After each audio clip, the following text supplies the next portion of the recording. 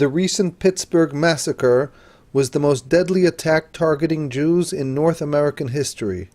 Many have noted the rise in anti-Semitism over the last few years. How are we to understand this development?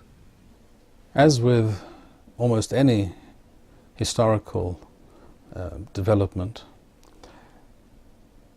there are usually a number of causes for any particular development or process that we see unfolding before our eyes. And yet one can and one should point out specific causes for such developments. Here I wish to discuss one particular aspect of this issue, and that is the belief on the part of many white people of European descent, both in North America and in Europe, as well as in other countries such as Australia.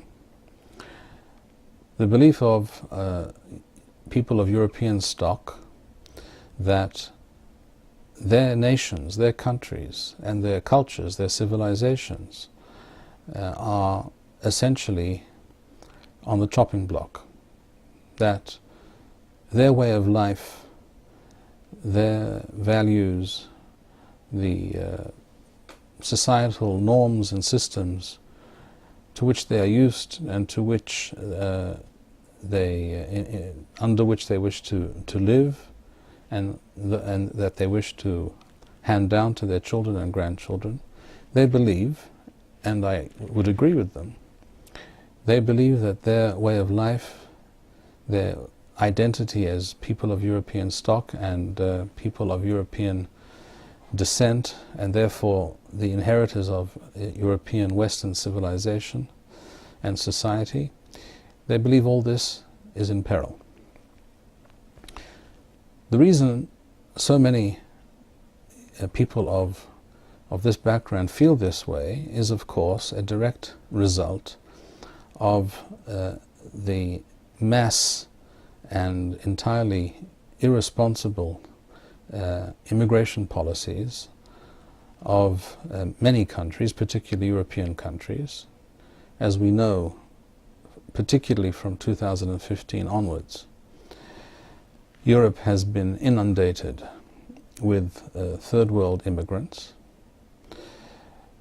But in fact this process has been going on for many decades. It began in the UK in the 60s. It began in Australia in the early 70s. Till that time Australia had what was known as the White Australia policy, whereby immigration was limited to people of European background.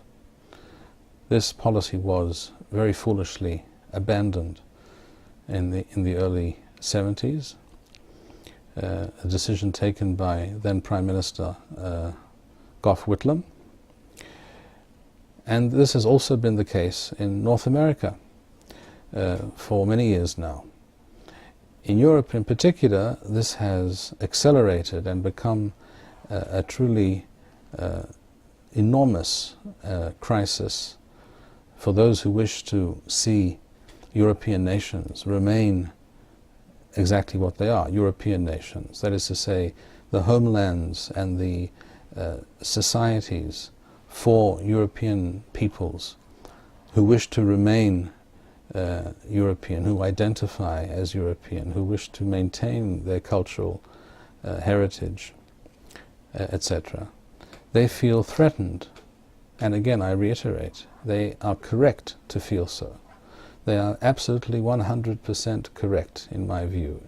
I think it is a massive crime on the part, I would say even a treasonous act on the part of many politicians in the West for allowing and facilitating such uncontrolled and massive immigration of third world immigrants into these countries. it is also a massive historical act of folly. As a result of this apprehension, many people of European background are looking for those who are responsible, wish to blame, find the people they can blame and attack for what has been going on over, in some cases for decades, in other cases more particularly over the last few years.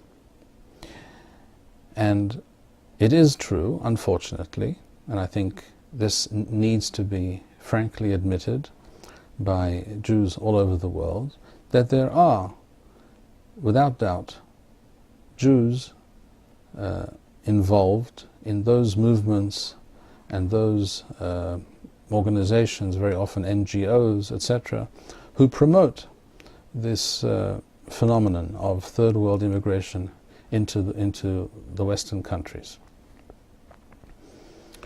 And the conclusion of these Europeans and Americans is that the Jews are behind this policy, that this is some kind of Jewish conspiracy to water down white American or white European societies, or to inflict irreparable damage on these societies. In some cases I've seen claims made by such people that the Jews are doing this deliberately as an act of revenge against the European nations who discriminated against the Jews for not just for centuries, but actually one could say for millennia, in response to pogroms and massacres and inquisitions, etc., against the Jewish people throughout history, that the Jews are now taking their revenge. And this is exactly the problem. This reading of recent events, and also events going back even 100 years and more, going back to the Russian Revolution and before, this reading of historical developments is entirely, absolutely misunderstood and mistaken. It is a miscomprehension of the true desire and will and purpose of the Jewish people. It is not in any way desirable from the perspective of authentic Torah Judaism that people from the third world be allowed to inundate Western societies and essentially turn them into second world and eventually into third world countries. That is an absolutely false and pernicious claim. The reason many people are reaching these kinds of conclusions is because they see many Jews involved in these movements, many Jews who promote these kinds of agendas. And one cannot deny that that is technically so. There are many people who are biologically and even halachically Jewish, that is to say they are Jewish from the perspective of Jewish law, but in no other sense, in no meaningful sense are they Jewish. These people are have almost without exception have been brought up in homes that were bereft of any Jewish content. These Jews, down to a man and down to a woman, are assimilationist. In other words, their aim is to assimilate into wider Gentile society. That, of course, is the opposite of what authentic Torah-based Judaism preaches. According to the Torah, the Jewish people are a unique people and must have always been and must remain a separate people, as the verse states in the Torah. Hen Am Levadad Yishkon. This is a nation that will dwell alone. This has always been the case. It was only when certain Jews who had already gone far down the path of assimilation I'm talking now about the 18th century and the 19th century, when a certain critical mass of such Jews began to appear in Europe, and they did not any longer wish to identify as Jews, they began to search for ways. They began to seek ways and modalities that would allow them to be absorbed into the general society around them. And they found that because of an ingrained anti-Semitism that existed in their host countries, not their homelands, because according to the Torah, no other country on earth except Eretz Yisrael, except for the land of Israel, is the homeland of the Jewish people, or any individual Jew for that matter. It is only an assimilated Jew who feels that he is Hungarian or Russian or British or American. A Jew who feels that way is already admitting that he has lost any meaningful contact with his true Jewish identity. But for such people, one can understand from their warped perspective that the increase of immigration and the weakening of the forces of nationalism within their host countries is to their benefit. This works to increase the likelihood that they will be accepted as part of the fabric of their host societies. But this must be understood to be what it is. This is an assimilationist policy of certain Jews who are no longer Jewish in any meaningful way. This has nothing to do with Judaism and has nothing to do with the Jewish people. This is all about confused Jews who wish to cease being Jewish in any meaningful way. This is all about Jews who know nothing about their Jewish heritage, Jewish culture and civilization, Jewish history and religion. Such people do not represent the Jewish people. Such people, the historical Jewish people, the entity that we refer to in Hebrew as Klal Yisrael, the historical people of Israel who have existed for nearly 4,000 years. They do not represent us. They represent their own particular subjective concerns and goals, and therefore they belong to all kinds of movements, social fads and philosophies. Essentially, we're talking about postmodernist cultural Marxism, which of course is based on, amongst other things, the essential concept that human beings should not identify according to their nationality or their national cultural background and inheritance, but rather human beings should identify according to old communist theory, economic communist theory. They should identify according to their class, say that they belong to the proletariat or to the bourgeoisie, etc. People should belong to a class and consider themselves brothers and sisters of all other people who belong to that same economic class throughout the world, without distinction.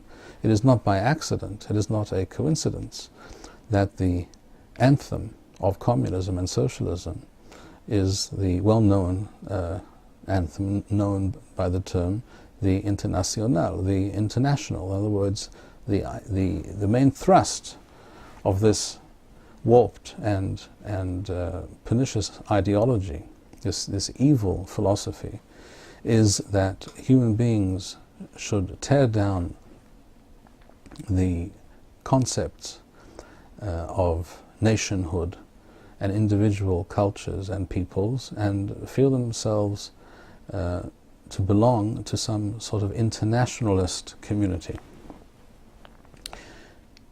This was the basis of Marxist philosophy, which originally took on an economic form. In other words, it related to and and wished to view things through the prism of economics.